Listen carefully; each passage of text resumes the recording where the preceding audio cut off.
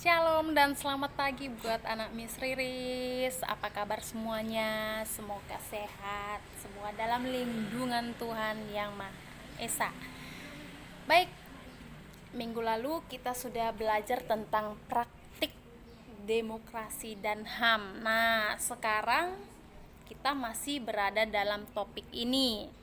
Karena di dalam topik ini perlu banyak dibahas tentang praktek demokrasi dan HAM, baik itu di dalam Alkitab, baik itu juga di dalam kehidupan kita sehari-hari. Untuk itu, buat anak-anak Miss Riris, tetap semangat, tetap andalkan Tuhan, tetap percaya diri, tetap berjuang untuk lebih baik lagi. Selamat menyaksikan. Ya, sekarang kita akan lanjutkan bab 2, praktik demokrasi dan HAM.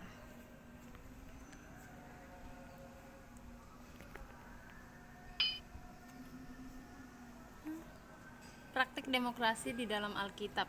Apakah di Alkitab pernah dicatat bahwa Tuhan menghargai suara rakyat? Pernahkah suara rakyat mempengaruhi Tuhan di dalam mengambil ketentuan sehingga Tuhan kemudian mengabulkan suara rakyat ini? Kalau Tuhan tidak pernah menghargai rakyat, maka bagaimana kita dapat menyatakan bahwa Alkitab menyetujui demokrasi? Alkitab pernah satu kali mencatat hal ini, yaitu ketika orang Israel meminta seorang raja memerintah mereka. Itu terdapat di dalam 1 Samuel 8 ayatnya yang ke-22. Bukankah ketika rakyat Israel meminta seorang raja, itu merupakan suatu bentuk demokrasi? Permintaan orang Israel ini membuat Samuel sedih karena orang Israel telah menolak Tuhan sebagai raja. Pada waktu itu, ia mengadukan hal ini kepada Tuhan. Tuhan tidak memerintahkan supaya menindas dan menggilas orang Israel. Tuhan justru berkata agar Samuel jangan sedih dan supaya ia mengabulkan permintaan mereka. Disinilah satu-satunya kita melihat bahwa Tuhan menghargai demokrasi. Tuhan menghormati hak asasi manusia, bahkan ia terkadang menghargai hak manusia untuk melawan Tuhan. Manusia diberikan hak kebebasan oleh Tuhan, termasuk kemungkinan untuk melawan Tuhan. Itu adalah hak yang diberikan oleh Tuhan. Sebagaimana seorang bapa mengabulkan permintaan anak yang terhilang, yang menggunakan haknya untuk melawan bapaknya. Ia hanya mau harta dan tidak mau bapaknya. Demikian halnya manusia hanya mau anugerah, tetapi tidak mau Tuhan. Anak itu pergi dengan hak asasi manusia, dan setelah menghamburkan semuanya, ia akhirnya menjadi penjaga babi.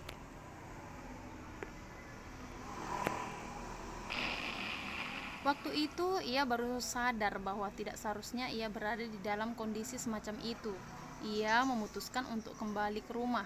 Ketika pulang, seharusnya ia tidak lagi mempunyai hak sebagai anak, karena hak itu sudah ia ambil dan habiskan. Ia sendiri menyadari bahwa ia sudah tidak mempunyai hak, sehingga ia berkata, "Bapa, aku telah berdosa terhadap sorga dan terhadap Bapa. Aku tidak layak lagi disebutkan anak Bapa." Itu bisa kita lihat dalam Lukas 15 ayat 21. Tapi ayat itu berkata, "Lekaslah bawa kemari jubah yang terbaik. Pakaikanlah itu kepadanya dan kenakanlah cincin pada jarinya dan sepatu pada kakinya. Dan ambillah anak lembu tambun itu, sembelilah dan marilah kita makan dan bersukacita. Sebab anakku ini telah mati dan menjadi hidup kembali. Ia telah hilang dan didapat kembali." Terdapat di dalam Lukas 15 ayat 22-24. Walaupun kita pernah menginjak-injak hak yang Tuhan berikan kepada kita, tetapi ketika kita kembali, Tuhan tetap memberikan hak kepada kita.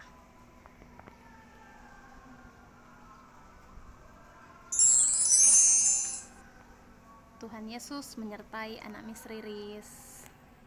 Shalom. Nah, sampai demikian dulu penjelasan dari materi kita hari ini. Jangan lupa untuk selalu menonton videonya, untuk selalu mengambil videonya di sekolah. Mari tetap semangat buat anak Miss Riris. Semangat berjuang, semangat mengerjakan tugas nantinya, dan ketika missnya PC harus diangkat. Jadi, tetap andalkan Tuhan ya anak-anak Miss Riris. Semangat!